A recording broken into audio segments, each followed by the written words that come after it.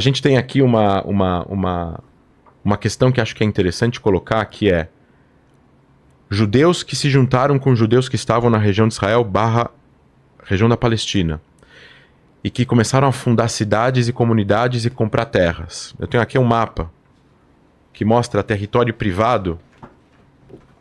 Você deve ter visto já esse mapa alguma vez na sua vida, certo? Esse conjunto de mapas que, de uma certa forma, as pessoas entendem que a Palestina era tudo... É aqui? É assim? Que a Palestina era tudo isso, e aqui era o território privado judaico, depois passou a ser isso, depois passou a ser isso, e depois chegou a isso aqui. Quem vê esse conjunto de mapas, imagina assim, a Palestina está perdendo território. Isso é injusto. Só que a verdade é essa. A verdade é que isso aqui é o território privado judaico em azul, e o território privado árabe em verde. O resto era território aberto.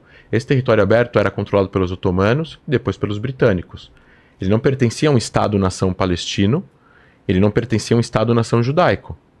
O território em aberto, em branco, é o território aberto que pertencia ao poder soberano, que, dado pela Liga das Nações em 22, abaixo um trust, que antecedeu a ONU, era da Inglaterra. Isso daqui é a partilha da Palestina, esse mapa. Isso é uma proposta de fronteira, não é fronteira real. Isso é a proposta de divisão de 2 estados, um para os judeus, outro para os árabes. Você pulou também, quando a gente estava falando da revolta árabe, que em 37 teve a Comissão Peel, que ofereceu 2 estados, um judeu e um árabe.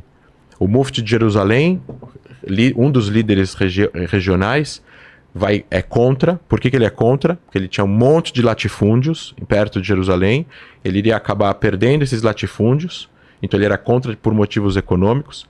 Ele acaba combatendo os ingleses colocam ele no exílio. Em 1942 ele vai até a Alemanha e se alia a Hitler. E tem foto, e tem gravação, e tá no Museu da Inglaterra Militar a gravação do vídeo dele, do áudio da conversa, pedindo para que Hitler ganhasse a guerra e isse até a região da Palestina e matasse os judeus. Graças a Deus, Hitler perdeu a guerra. Esse segundo mapa é a proposta da ONU 181, como você bem falou. Por que não foi estabelecido um Estado palestino em 1947? E Mahmoud Abbas, presidente palestino atual, falou exatamente isso na televisão alguns tempos atrás. Ele falou, foi um erro não termos aceitado a 181. A Liga Árabe, a resolução passou, é uma Assembleia Geral, ela tem poder de recomendação apenas, não tem poder de lei, né? Not Binding Resolution. A ONU, quando aprova em 47 a resolução 181, alguns países votam contra. Quem vota contra? A Liga Árabe inteira, 13 países. A Liga Árabe causou e ajudou a causar o Nakba. E eles assumem isso hoje em dia, em 4 paredes.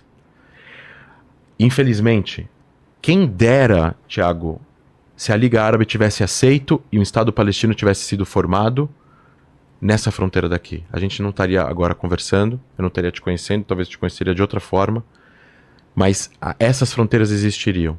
Eles rejeitam a 181. Hassan el-Banna, fundador da Irmandade Muçulmana no Egito, fala em 47 de que haverá uma guerra e de que ele fala, jogaremos os judeus no mar, que aconteça. Eles são contra isso. 2 estados. Eles não são a favor de diálogo, eles não são a favor de libertação, eles são contra a existência de Israel.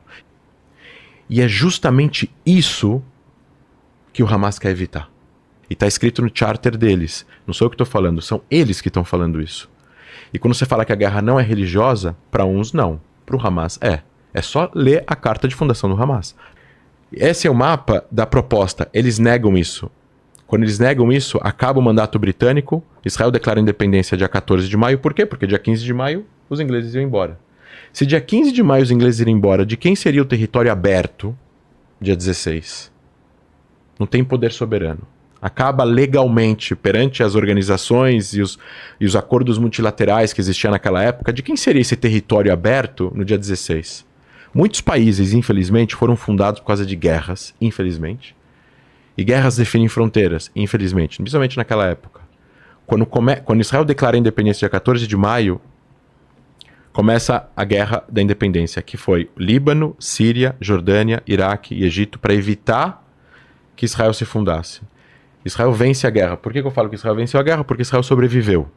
Um ano depois, morreu 1% da população. Morreu 7 mil israelenses, 14 mil árabes palestinos milhares de soldados de outros países que lutaram a guerra. Os acordos, essas fronteiras, 3 é a fronteira de cessar-fogo, de 49.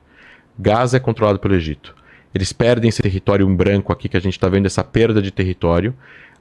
Essa é a fronteira com a Jordânia ocupa a Cisjordânia, o Gaza ocupa o Egito.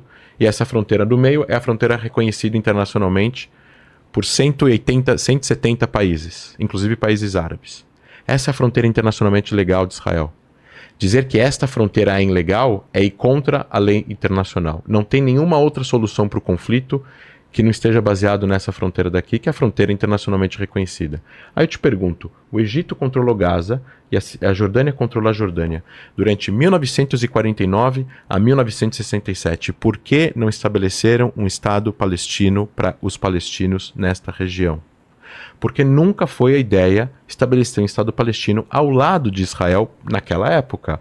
A ideia era estabelecer um Estado árabe palestino no lugar de Israel.